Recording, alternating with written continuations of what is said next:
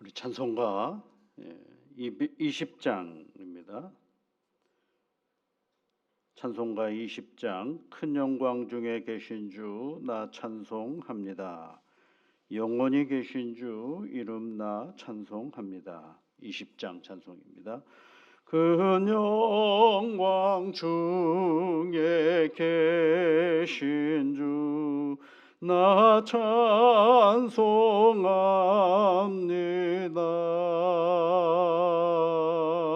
영원히 계신 주 이름 나 찬송합니다.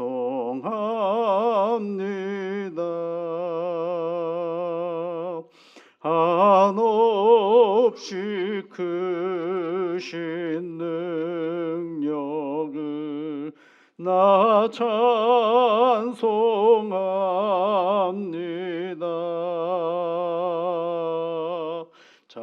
참되고 미쁜 그 언약 나 찬송합니다.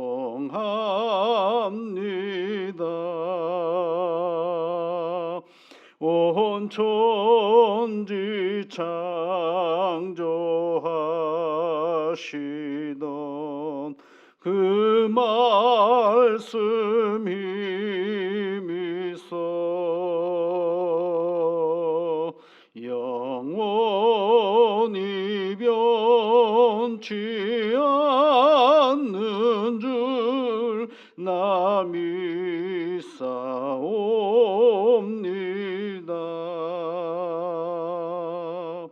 그 온유하신 줌성 날 불러주시고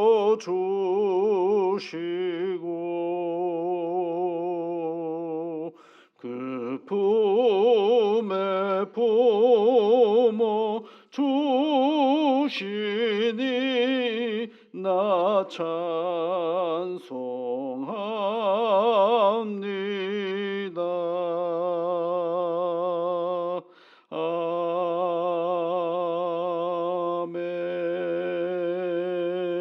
아멘.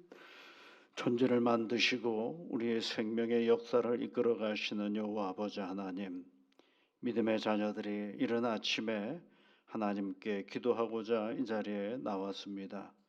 아직은 어둡고 밝은 빛이 보이지는 않지만 결국은 하나님께서 새날을 우리에게 밝은 날을 주시는 것처럼 오늘도 어둡고 깊은 우리의 슬픔의 자리 속에서도 하나님께 기도하는 마음을 허락하여 주셔서 감사를 드립니다.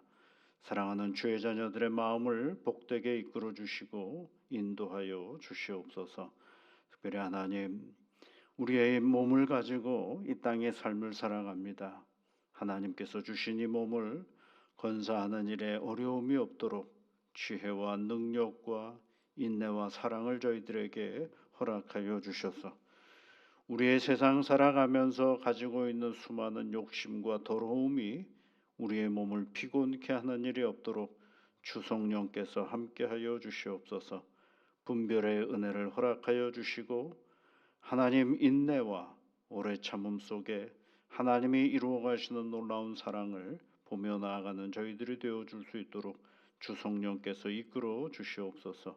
눈으로 보는 것이 전부가 아니라 그것이 하나님이 주시는 마음으로 바라보고 생각하고 판단할 수 있는 능력을 저희들에게 허락하여 주시사 오늘도 내 육신으로 살아가는 이 땅의 삶의 자리 속에 이루고자 하는 모든 일들 속에 하나님의 영광을 드러내며 살아가는 우리 자신들이 되게 도와주시옵소서. 하나님, 무엇보다도 우리를 힘들게 하고 어렵게 하는 것은 질병입니다.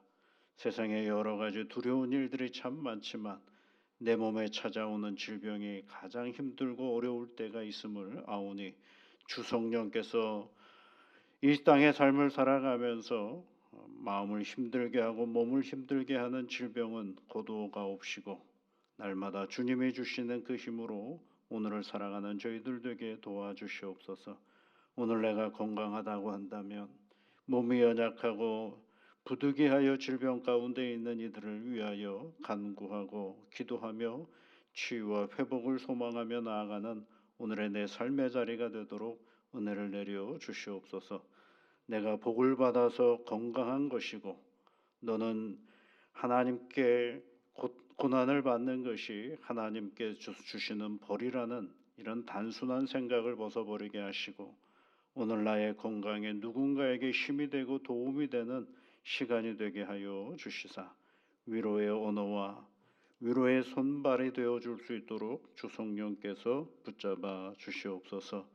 질병 가운데 있는 이들을 격려하시고 그 모든 시간을 불안과 염려로 버리는 것이 아니라 어떻게 하면 치유할 수 있는지, 때로는 어떻게 해야 내가 하나님께로 더 가까이 가며 도우시는 하나님의 그 능력을 사모하며 나아가는데 모든 시간을 삼고 나아갈 수 있는 지혜와 능력을 허락하여 주시옵소서.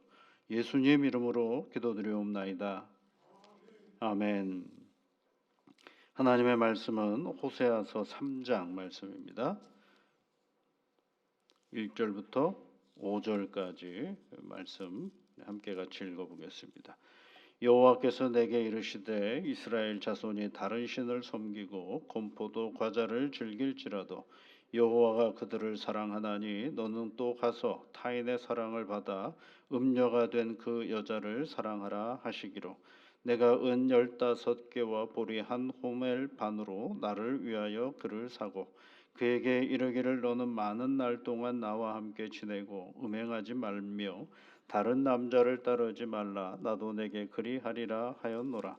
이스라엘 자손들이 많은 날 동안 왕도 없고 지도자도 없고 제사도 없고 주상도 없고 에봇도 없고 드라빔도 없이 지내다가 그 후에 이스라엘 자손이 돌아와서 그들의 하나님 여호와와 그들의 왕 다윗을 찾고 마지막 날에는 여호와를 경외함으로 여호와와 그의 은총으로 나아가리라. 아멘. 굉장히 짧은 말씀이죠. 네, 여기 말씀 속에서 하나님께서 이스라엘 백성들에게 얘기해 주시는 장면이 딱 한 가지입니다. 그것은 뭐냐면 돌아오라. 이스라엘 자손이 돌아와서 5절 말씀이죠. 돌아오라라는 것입니다. 근데 쉽게 돌아오지를 않죠. 그러니까 하나님이 어떻게 하시겠다라는 것입니다. 오늘 성경 말씀에 보면 3절 말씀에 너는 또 가서 타인의 사랑을 받아 음녀가 된 여자를 사랑하라 이렇게 얘기를 하고 있죠. 이게 이제 우리가 인간관계에서의 이야기를 가지고 뭘 얘기하려고 하느냐면 하나님과 이스라엘의 관계를 이야기하는 것이죠. 이게 그러면서 이제 얘기하는 것이 뭡니까? 여러분 그 4절 말씀에 이스라엘 자손이 많은 날 동안 왕도 없고 지도자도 없고 제사도 없고 이렇게 돼 있죠. 그러니까 없는 상태에서 그네들이 어디로 간 거예요? 바알 신을 섬기는 자리로 갔다라고 되어 있죠. 거기에 1절에 보시면 다른 신을 섬기고 건포도 과자를 즐길지라도 이런 표현이 있죠. 이게 이제 건포도 과자라는 얘기는 뭘 얘기하냐면 풍요를 상징하는 것입니다. 풍요. 풍요로운 거 좋은 것도 아니겠어요? 그런데 이게 풍요로운 것만 쫓아가기 시작하면 인생이 뒤틀려 버려지고 맙니다. 그러니까 풍요, 바알이 주는 풍요를 쫓다가 결국은 누구를 버리게 된 거예요? 하나님을 버리게 되어버리고 만 것이죠. 그런데 하나님은 이 호세아에게 뭐라고 말씀하시느냐면 타인의 사랑을 받아 음녀가 된 그 여자를 사랑하라 이렇게 되어 있죠. 사랑하라는 얘기가 2번 나오지 않습니까 여기서? 그런데 타인의 사랑을 받아 그렇게 했죠. 누가요? 이스라엘이. 밖으로 반대로 말하면 타인의 사랑, 그러니까 바알을 사랑하는 이스라엘이죠. 근데 이스라엘이 바알을 바라보고 있는데 하나님은 누구를 바라보고 있느냐면 이스라엘을 바라보고 있다라는 얘기를 해주고 있는 것입니다. 이게 가능한가요, 여러분? 참 어렵죠. 여러분 한번 생각해 보세요. 내가 사랑하는 여자가, 내가 사랑하는 남편이 다른 남자를 바라보고 다른 여자를 바라본다라고 생각해 보면 화나는 일이죠.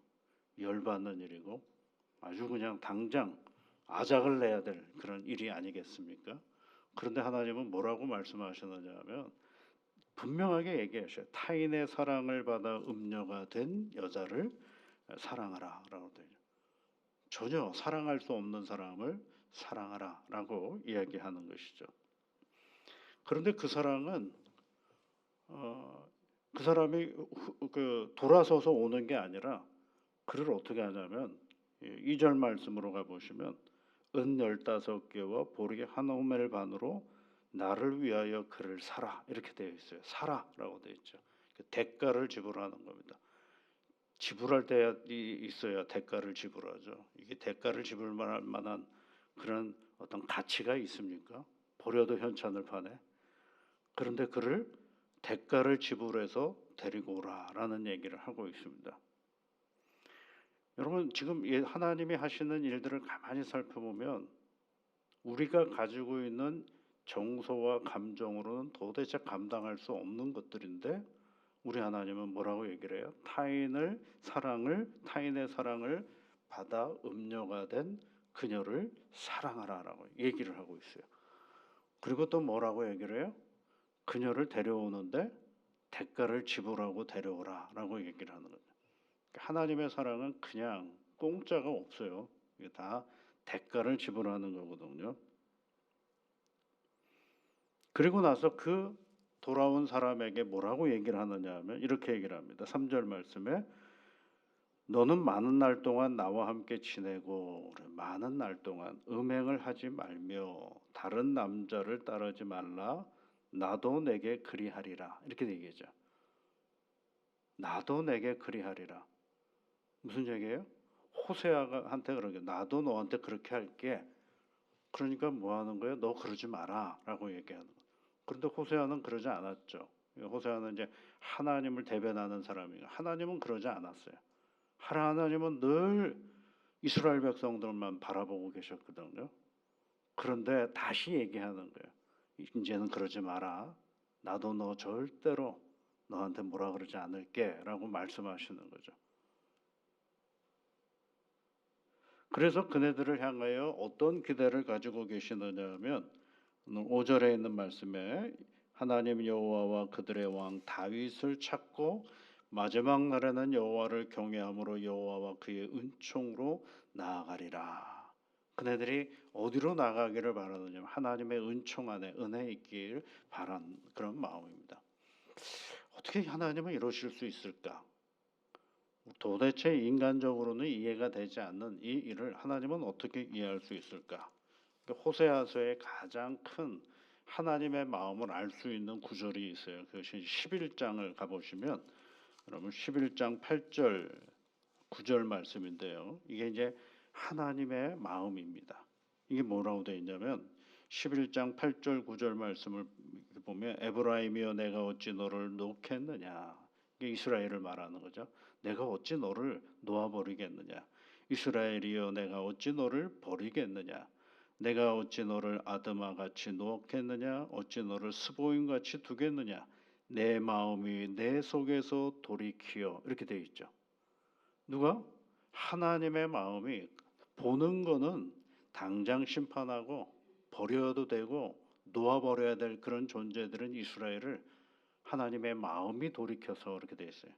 하나님의 마음이 내 속에서 돌이키어 나의 긍휼이 온전히 불붙는 듯하도다 이렇게 표현하고 있죠.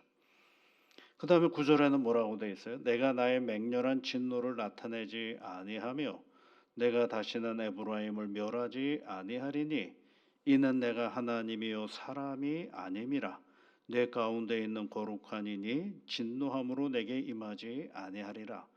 그래서 이 호세아서의 가장 큰 특징 중에 하나는 하나님이 누구냐, 우리는 누구냐라는 것을 얘기할 때 하나님은 뭐라고 되어 있어요? 내가 하나님이요 사람이 아니니라 라고 얘기를 하고 있죠. 그래서 이게 뭐예요? 하나님은 지금 호세아에게 사랑을 얘기하는 것입니다. 여러분, 우리가 이해하지 안 되는, 우리가 이해한 하나님, 내가 이해한 하나님만 믿으려면 그건 어떻게 되느냐 하면 율법주의자가 됩니다. 이거는 이래야 돼, 저거는 저래야 돼라고 딱 정리를 해버리는 건 하나님을 가둬두리는 것과 다름이 없어요. 그런데 우리가 성경을 통해서 보면 우리가 이해할 수 없는 하나님을 참 많이 만나지 않습니까? 그러니까 뭐예요, 여러분? 오늘 호세가 얘기하는 것처럼 나는 하나님이요, 나는 사람이 아니다라는 이 말씀을 우리가 잘 기억해야 합니다. 그래서 늘 초월하시고 우리의 생각과 상상을 뛰어넘으시는 그 하나님에게 나를 맡겨야 신앙의 지평이 넓어져 가지, 내가 이해한 것만 가지고 하나님을 바라보려고 애를 쓰면 내 상식과 내 지혜만 가지고 하나님을 바라보기 시작하면 뭐가 된다고요? 율법주의자가 됩니다. 그 율법주의자를 뛰어넘어야 되는 거죠. 그래서 여러분 오늘 다시 3장으로 가보면 하나님이 하시는 게 뭐예요? 타인을 사랑을 받아 음녀가 된 그녀를 뭐하라고 되어 있어요? 사랑하라 라고 되어 있죠. 값을 치를 만한 대가가 되지 않는, 가치가 있는 존재가 아닌 그를 위하여 하나님의 재물을 내려놓으시는 장면도 우리는 읽어보게 되는 것입니다. 이분이 누구예요? 하나님이셔요. 오늘 우리가 다 이해할 수 없는 상황이라면 그 자체를 잘 바라보고 다시 하나님은 이 일을 통하여 무슨 일을 하실까를 한번 차분하게 생각해보고 돌아보는 시간을 갖는다면 하나님은 더 크신 일을 우리에게 보여주시고 이끌어 주실 것입니다. 그것을 우리가 알기에 오늘 하나님과 또 함께 나아가는 이 믿음의 길로 서 있는 것입니다. 여러분, 하나님은 누구예요? 나는 하나님이라, 나는 사람이 아니다. 이 사실을 우리가 다시 한번 생각해 보면서 오늘도 이 믿음의 길을 단단히 걸어가는 사랑하는 주의 자녀들이 되시기를 주의 이름으로 축복합니다. 같이 기도하겠습니다. 하늘에 계신 우리 아버지, 아버지의 이름을 거룩하게 하시며 아버지의 나라가 오게 하시며 아버지의 뜻이 하늘에서와 같이 땅에서도 이루어지게 하소서. 오늘 우리에게 일용할 양식을 주시고 우리가 우리에게 잘못한 사람을 용서하여 준 것 같이 우리 죄를 용서하여 주시고 우리를 시험에 빠지지 않게 하시고 악에서 구하소서. 나라와 권능과 영광이 영원히 아버지의 것입니다. 아멘.